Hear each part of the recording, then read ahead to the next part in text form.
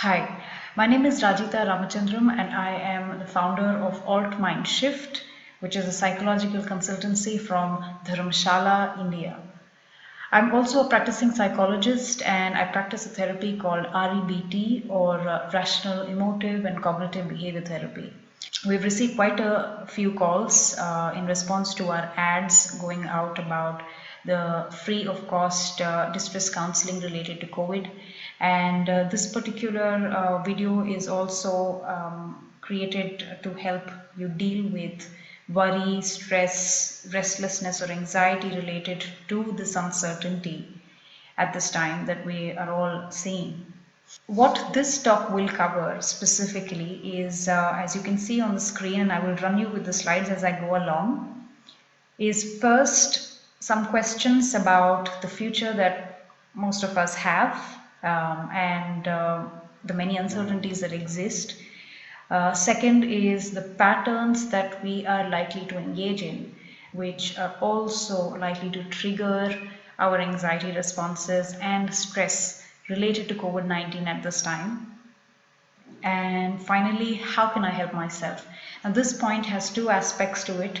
One is what can I change in my thinking to reduce my anxiety?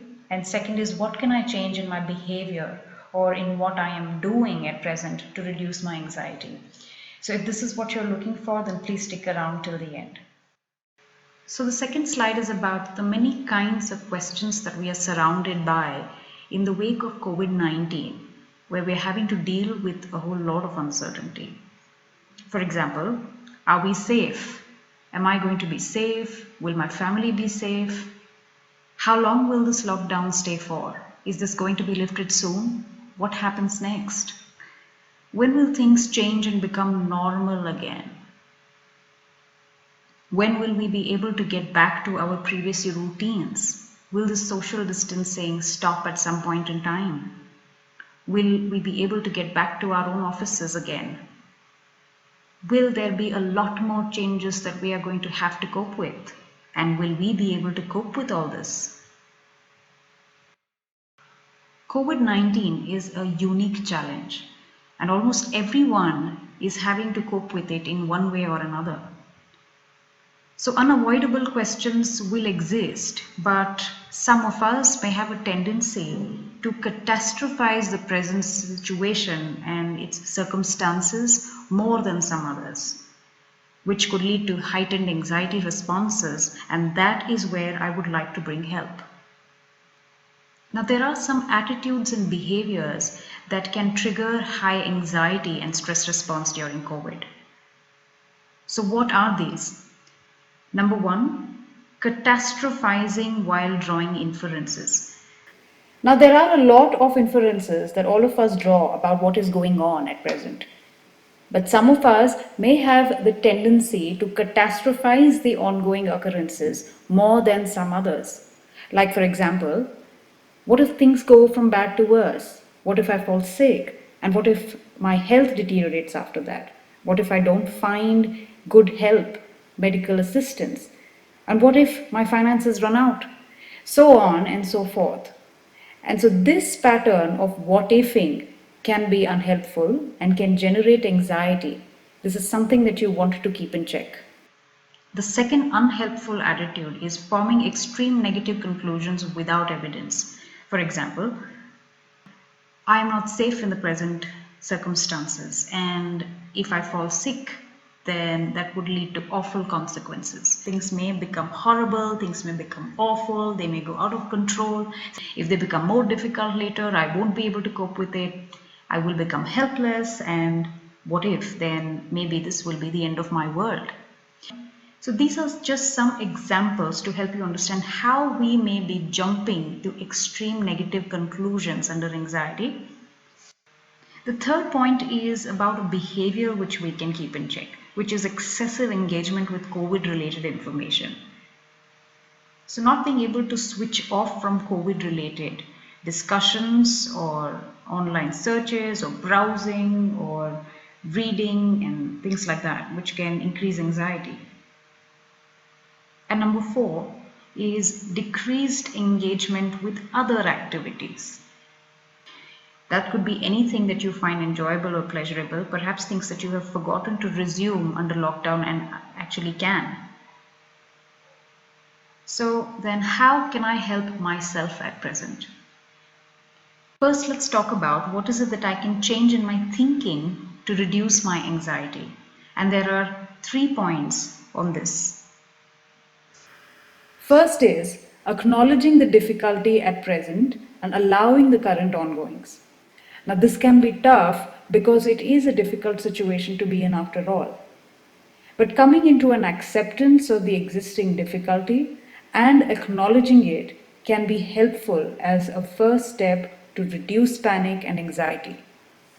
The second change to work with is to refrain from jumping to conclusions about the future. I'm talking about non-evidenced, exaggerated, negative conclusions. So making a conscious effort to bring down the exaggerations. Like, for example, instead of sitting and convincing yourself that the outcomes are going to be horrible and that this may be the end of my world, given that the situations are difficult, there is still no evidence to believe that this is going to be the end of my world and that it's going to be only a horrible, hopeless end. Similarly, to convince yourself that I may not be able to cope with all the changes or the challenges coming up ahead may have little to no evidence, because there may have been instances in your past when you have been able to overcome certain very difficult kinds of challenges. When you were not able to predict what is going to come out in the future, you had uncertainty, but you were able to also deal with it. And you were able to bring your anxieties down, perhaps even cope with the difficult situations at that time. So it is important to be able to question and examine jumping of conclusions that may happen with any of us and can raise anxiety levels at this point. The third change you can bring in your thinking is to remind yourself what are all the things that I am in control of at present, despite all the restrictions that exist. Now, in the present conditions of lockdown, there may be a tendency to focus more on all the things that we are not in control of and forget what are those few things that we are actually in control of even today. For example, with respect to health, what I eat can be in my control. How I build my immunity can be in my control. What exercises I do can be in my control. What are all the things that I can resume back again, even in lockdown, can be in my control. Now, these are the aspects of behavior that are in my control. Similarly, there are aspects of thinking that I can also be in control of. Therefore, reminding yourself of how you can exercise some control even in the present conditions can be helpful. The second aspect is, what is it that I can do to reduce my anxiety? Or what is it that I can change in my current behaviors to reduce my anxiety? And here I have 2 suggestions. First is to reduce engagement with COVID related posts, discussions, chats, etc. So reducing the active time spent on it and reducing the constant searching and browsing, because all of this is going to only generate anxiety.